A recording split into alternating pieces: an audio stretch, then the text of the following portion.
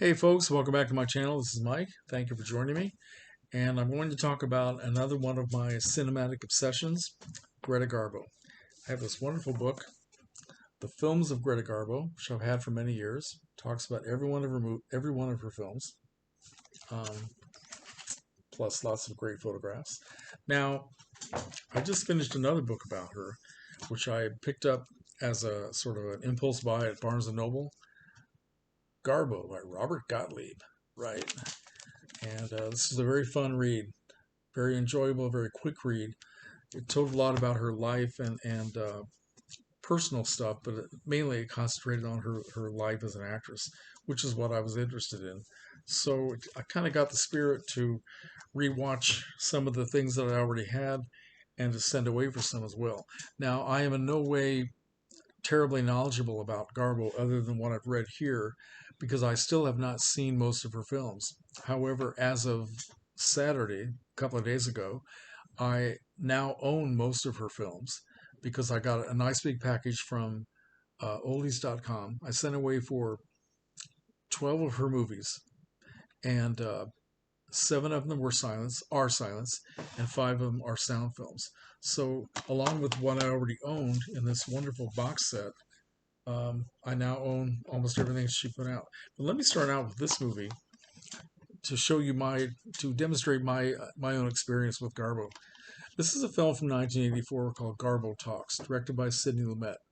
And it's a comedy drama, romantic comedy drama, um, about a woman played by Anne Bancroft who is a very lively, uh, very much feisty, strong woman who unfortunately finds out that she only has a few months to live.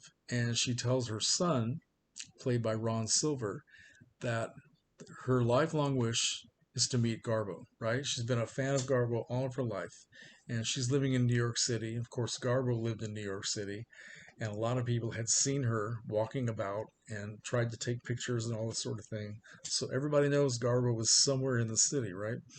So that the son goes out and basically dedicates his life to fulfilling his mother's wish. And he goes all over New York trying to find Garbo.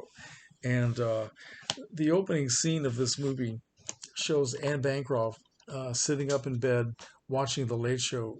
Camille is playing. That's one of Garbo's best films. The last scene of Camille, which, not to give away spoilers, but it's a very dramatic scene. And of course, Anne Bancroft is sitting there weeping, and she's repeating all the dialogue because she's seen the movie 1,000 times. And later on in the film, we also see a clip from Ninotchka from 1939, which is arguably Garbo's most famous movie and probably the one that's most accessible, I would say. And anyway, I'm bringing this up because until I had seen this movie in 1984, I had never seen Greta Garbo acting. I had seen pictures of her, but that's about it. I didn't know that much about her. During all those years growing up, when I was a kid and watching all these classic movies on The Late Show and The Early Show and falling in love with so many films from the Golden Age, I never saw anything with Greta Garbo. I'm not sure why that is. Maybe her work just wasn't available for television. I have no idea. But this is my first time seeing her, and I was very impressed just with those few moments of film clips film clips in here, because before that I had seen pictures of her and her face just looked like a mask. She wasn't that impressive to me in what I had seen in photographs. um, like a lot of the actors and actresses in silent films, maybe because the way they were made up or the way the lighting was or the way they posed so dramatically, they didn't seem like real people. But when I saw her in animation, I thought she was just wonderful. So it made me want to eventually see more of her work, which I did on television. With Turner Classic Movies, I was able to see some of her films, and of course, when this came out, I grabbed it. You know, several of her most famous sound films, and also a collection of three of her silent films. So let's take a look what we have here. The Garbo collection from Warner Home Video. Right.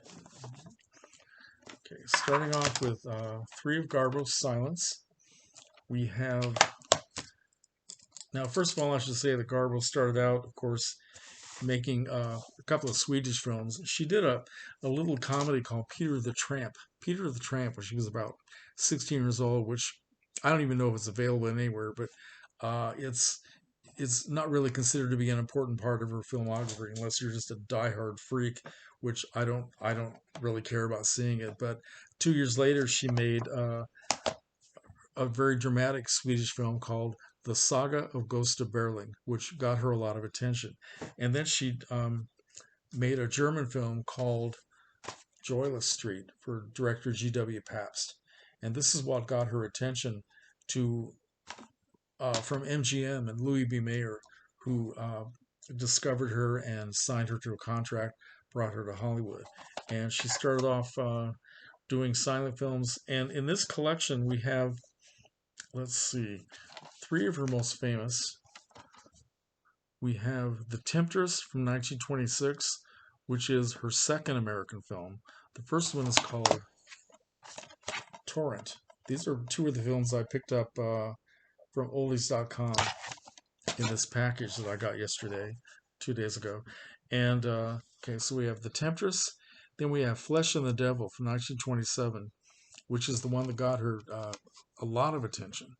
And the first time she worked with John Gilbert, who became not only her most famous co-star, but also her lover for a couple of years. And then we have The Mysterious Lady from 1928. And also on this package, Garbo has one film that is lost, and at least it's considered to be lost, and it's called The Divine Woman. And the only footage that exists, 9 minutes, is on this collection. So, all right. So then we have her first talking picture, Anna Christie, which is just wonderful.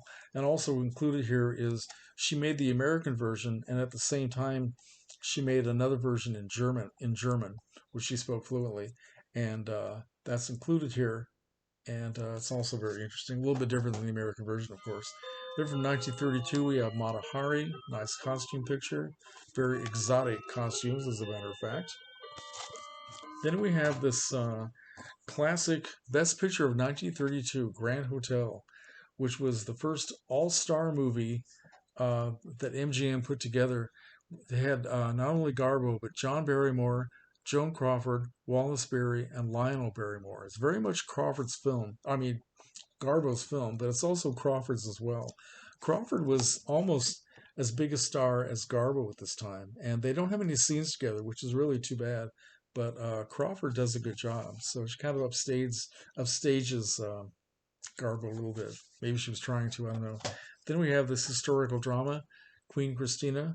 Garbo plays the very famous Queen of Sweden who abdicated, and this co-starred John Gilbert, who did not make the transition to sound very well at all. He was struggling, and Garbo tried to help him by putting him in this film. Okay, very good movie. Then we have from 1935, Anna Karenina, another costume drama. Then we have what I consider to be, and many people as well, her greatest dramatic performance. This is Camille, 1936, co-starring Robert Taylor, The Lady of the Camellias. Really a fantastic performance, all right? Then finally, her penultimate film, 1939, Ninotchka, which I would say for people who are not at all familiar with Garbo, I would say this is a good place to start. Very likable movie. She's very funny, very poignant. And finally, in this collection, we have this wonderful documentary from Turner Classic Movies, narrated by Julie Christie. A lot of film clips, as well as real life footage of people photographing Garbo and all that sort of thing. The very last thing you see in this documentary, this is fascinating, is a screen test that she did in 1949. Now, she made her last film in 1941 and was sort of, well, no one's really sure if she meant to completely retire forever in 1941 or if she was just waiting for the right thing to come along. But she almost made a comeback in 1949. And you see, the last thing you see on here is the last footage on screen of Greta Garbo. And that's the end of this. It's really fascinating. She was absolutely beautiful, 1949. Okay, so let me show you what I got here in the package the other day. I've already shown you Joyless Street. She made for German director G.W. Pabst. And this is from Alpha Video. The rest of these are from the Warner Archive. This is from Alpha Video, which of course is the house brand from oldies.com. And for those of you who know about Alpha Video, most of them are not great images, and I don't know what this is going to look like, but I'm hoping it will be watchable. We shall see. Here is, again, her first American film, Torrent. Then we have another film with John Gilbert, A Woman of Affairs. And this is Gilbert again, Love. This is a silent version of Anna Karenina.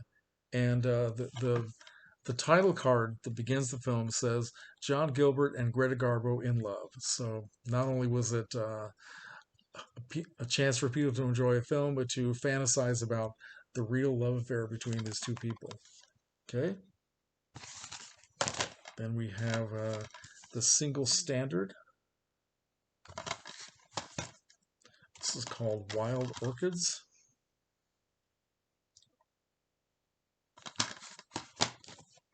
And finally, this is Greta Garbo's last silent film, and in fact, the last silent film that MGM released. It's called The Kiss, 1929.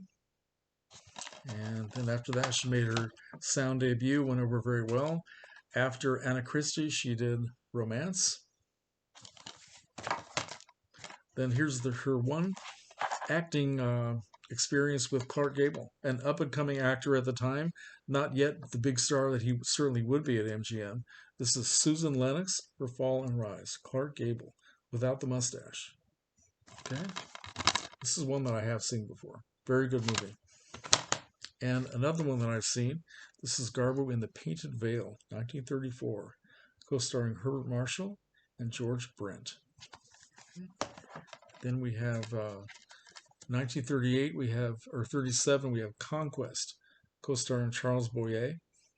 Now, this was a problem because it was the first Garbo film that did not make money. And I think she got a little bit skittish after this and waited 2 years before she came back with Ninotchka, which was a big success.